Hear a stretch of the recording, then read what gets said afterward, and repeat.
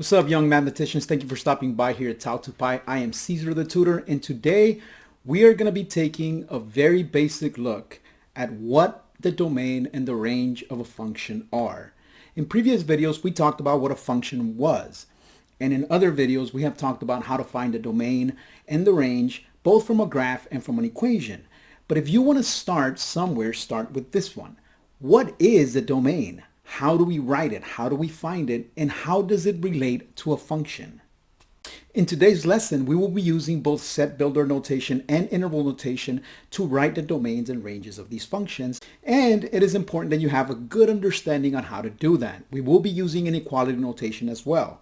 If you have any questions, you can refer to the sheet that is linked below in the description, and it will show you how to go from inequality notation to set builder notation and finally to interval notation. In another video, we will be graphing inequalities, and we will see how to visualize the sets and how to visualize the interval notation from the number line. And without any further delay, let's get started. So let's take a look at a couple of examples of functions that are not exactly written in the most traditional way. Here we have two sets, and we're told that this is the x. This is our function. Something happens to the x. And we end up with a y value over here. And first, let's verify that it's a function.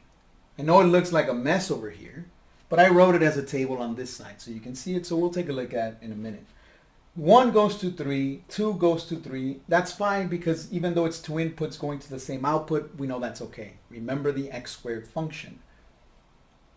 We also have this 3 going to the 5. We have this 4 going to the 4. We have this 5 going to the 4, and we have this 6 going to the 3. So in this case, we have 3 inputs going to the same output here. And we have 2 inputs here going to the same output. So let's see how we're going to write this. Since we only have a limited number of values, so for example, in this case, we only want 1 and 2 and 3. We don't want anything that's between 1, between 2 and 3, between 3 and 4. We don't want any of those. We only want specifically 1, 2, 3, 4, 5, and 6. And we can write this as a set. And we can say the domain, and we put our little curly brace, and we say it's going to be 1, comma, 2, comma, 3, comma, 4, comma, 5, comma, 6. Now we can write it like that. And then our range, simply our set of y values here. And we put our little curly brace.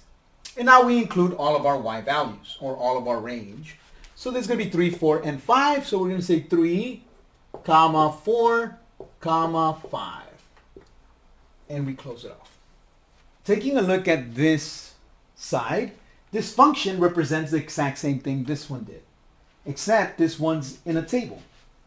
And if you haven't figured out what this function does, see if you can try to figure out what my function is doing to my x so that I can get a y. Let's take a look at it from here, and let's try to write our domain and our range. Now, of course, our domain and our range are going to be exactly the same, but we're going to write them out in a little different way so that you can see the different ways that these things are expressed. So now this one seems to be pretty ordered. It's going to be 1, 2, 3, 4, 5, 6. If you notice, those are all integers or natural numbers. That means that there's no fractions in there. So we could simply write this like this.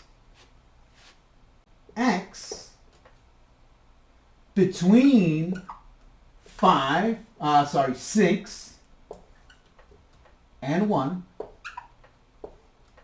It can be 1 and it can be 6.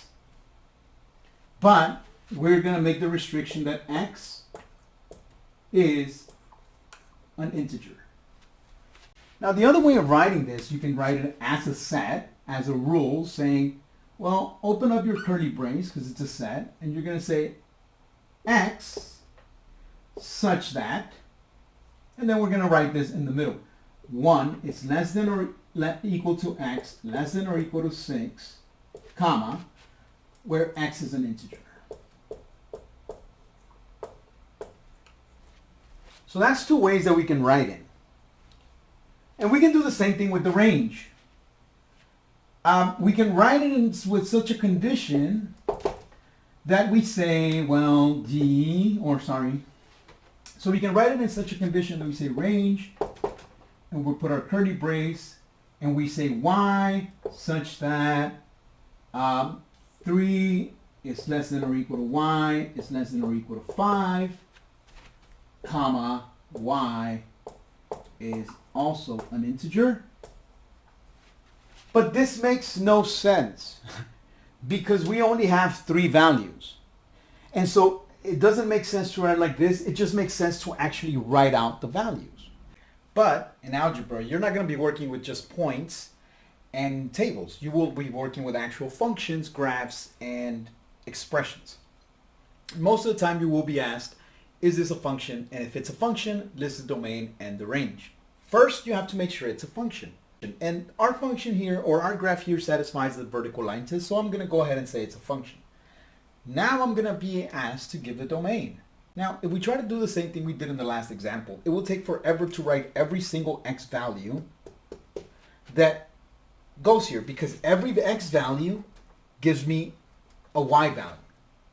And as I keep going forever on this direction, and as I keep going forever in that direction, I'm also going to get more y values. Furthermore, because the x-axis and the y-axis belong to the real numbers, between any two numbers, there is always going to be another number. So the way we do it is by assigning a rule. And in this case, the rule is that x could be anything in that direction and anything in that direction, which pretty much includes the entire number line. And that's all the real numbers. And we're going to write it like this. We're going to say domain. We're going to put a curly brace because we're going to write it in set notation first. And our domain is going to be all x, and then a little vertical line that is read such that, so all x such that x belongs to the set of real numbers. For now and for your high school courses, that's what you have to worry about. All x such that x belongs to the real numbers. Now, in interval notation, we know we have to use parentheses and brackets. And if you have any questions on it, refer to the sheet that I mentioned in the beginning of the video. So let's go ahead and do that. We have domain. For this one, it's going to start, well, this arrow is going forever in that direction, so it's going to start at -infinity. And we always use a parentheses for infinities, either positive or negative. We never use brackets since infinity is not a number. Then, on the right-hand side, well, this looks like it's going forever in that direction, so let's go ahead and say, well, that goes all the way to positive infinity. Now for the range, we need to look at the y values. The y values start at 0 and go all the way to infinity. There is nothing down here, so we're going to say range.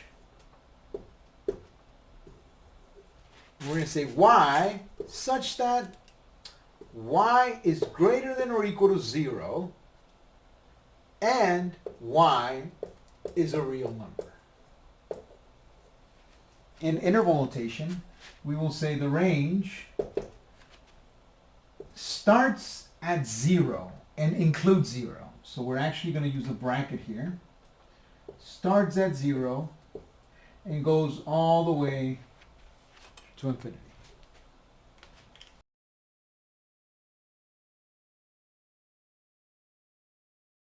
That is all for today. Thank you for stopping by. I hope you learned something new. If you did, please don't forget to hit the like button. If you want to see more content like this, make sure to hit the subscribe button. And if you have any questions, comments, concerns, or emotional outbursts, make sure to drop them in the comments below. Thank you.